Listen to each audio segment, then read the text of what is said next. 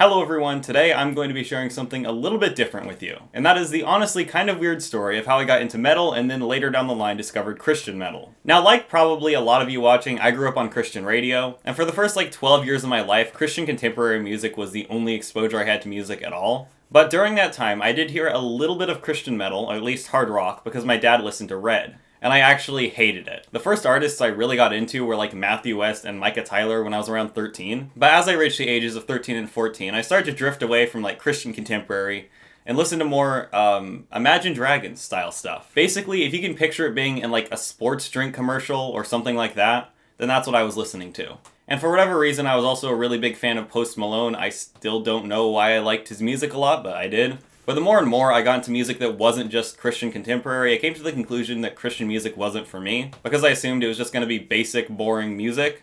Although I did listen to Imagine Dragons at the time though, so that's a bit of an iffy argument. But then came 8th grade. I made a friend who listened to the same music I did, and we started hanging out with someone that listened to a lot of nu metal. And over the course of that year, I just got gradually more into hard rock music and then nu metal. And going into high school, I was kind of at that age where I wanted to form an identity around something, and so that for me ended up being metal. As I got into heavier stuff that had screaming, I felt very cool because I could understand and enjoy this music genre that most people didn't like. I was just kind of a cringy 14-year-old elitist with my music taste. But after just listening to mainstream metal for a while, I did eventually find a couple Christian metal bands I liked. Mainly Saving Grace, Impending Doom, Fit for a King, and Disciple. And these bands convinced me there was music that I could actually enjoy and had a message I could get behind. And right after Disciple released Love Letter Kill Shot, I had the opportunity to see them on tour, and man, that was special. Not only were the band incredible performers, but the time Kevin took out of his set to give a 30-minute sermon was just really awesome. And just seeing the people there was wow, this is a really cool community. That experience, and then meeting Sean from Kingdom Core and David from the Face Down Family group on Facebook,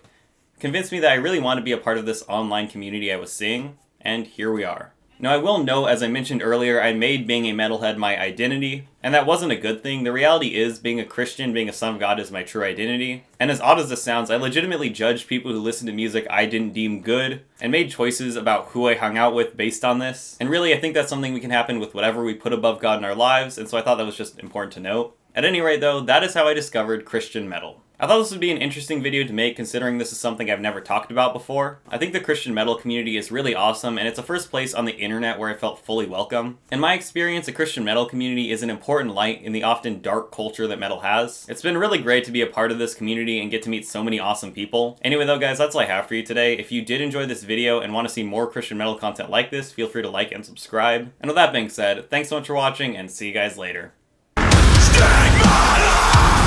It's 'cause I'm the proof, no matter what you say, it's words of the truth.